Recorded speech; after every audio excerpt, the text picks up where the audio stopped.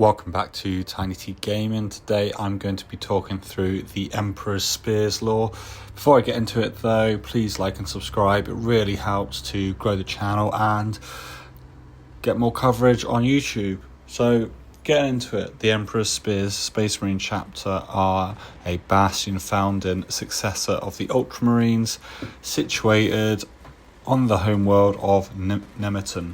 Now, they being a Ultramarine successor, you would have thought they would have very similar Codex compliant traditions, but they do not. They have taken on the culture of their homeworld Nemeton, and they adopt an almost Gaelic warrior appearance and belief system. Now, their chapter master is High King. Their company commanders are called Warhost Lords, and their chapter specialists, apothecaries, librarians, chaplains are known as druids. And these druids cover a mix of the specialties. Now, they are supported by the Forge Moon of Bellona, which orbits their homeworld, and the Skitari and Tech priests, which operate from that moon.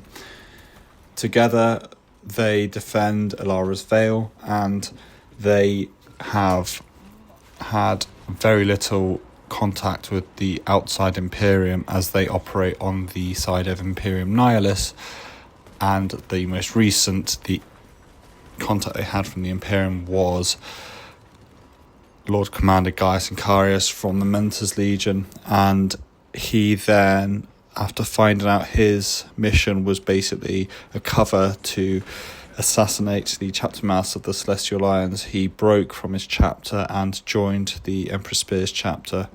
They're very accepting and very human in their approach, as they are on the back foot and have been fighting a losing war against the Pure, who were the Star Scorpions for the past 100 years. Now, I know the law was retconned, so we'll all still wait and see if that law was retconned and the war's actually only been 12 years or whatever, but they can always just blame it to the vagaries of the war and keep that law really going as it was.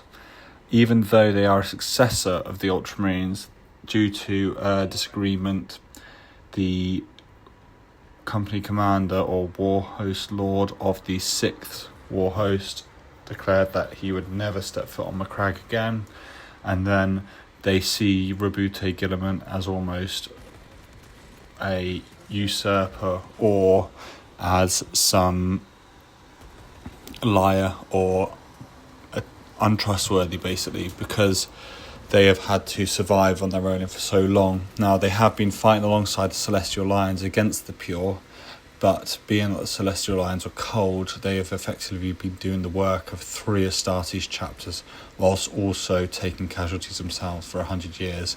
So then you can start to see the bigger picture that they are, in fact, on the back foot massively, and there's a limit to what 1,000 Space Marines or less most likely can do. So they are very much run by needs must, and they will commandeer Astartes vessels, Imperial Navy vessels. They will recruit extensively from their homeworld, from the tribes, even though the tribes see their sons being taken away to join the chapter as losing their sons. It's not a gift, it's not a reward, it's seen as loss.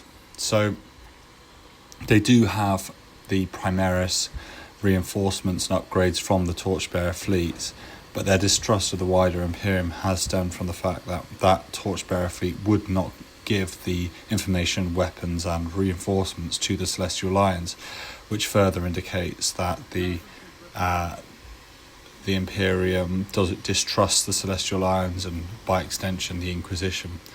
Now, this has all been going on since the Great Rift opened, the 13th Black Crusade struck, and since then they've just been having to fight on their own, and they have been surviving, and that's why, in my mind, they're so good, because even though they are absolutely being pushed back, they manage to still take the fight to the enemy and win in many cases.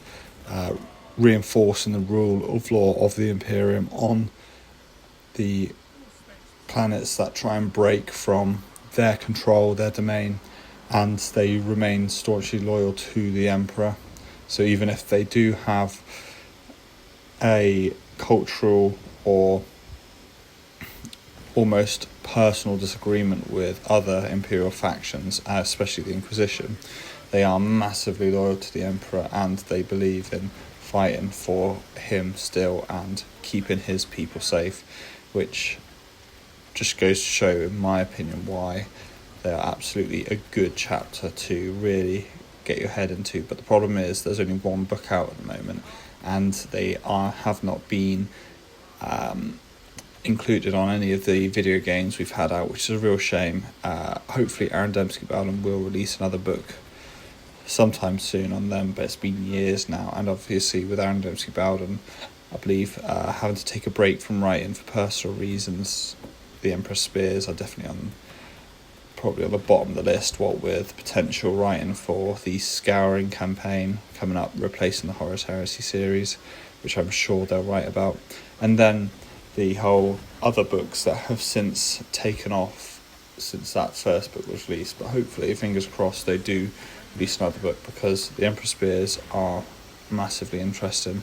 They have a different culture compared to other Space Marine chapters, where it's more Gaelic, more druidic, and they have even though they are approximately Codex compliant, different chapter ranks and different specialties and how they employ them, and the fact that they carve stone effigies and monuments to their fallen kin is just really touching, because they're very human in their approach to warfighting and their loss of brothers, because a lot of the Space Marine chapters we hear and read about are very wooden, but these are not, and they're really, really human. So that's just a quick bit of lore on the Emperor's Spears chapter and why I personally really like them.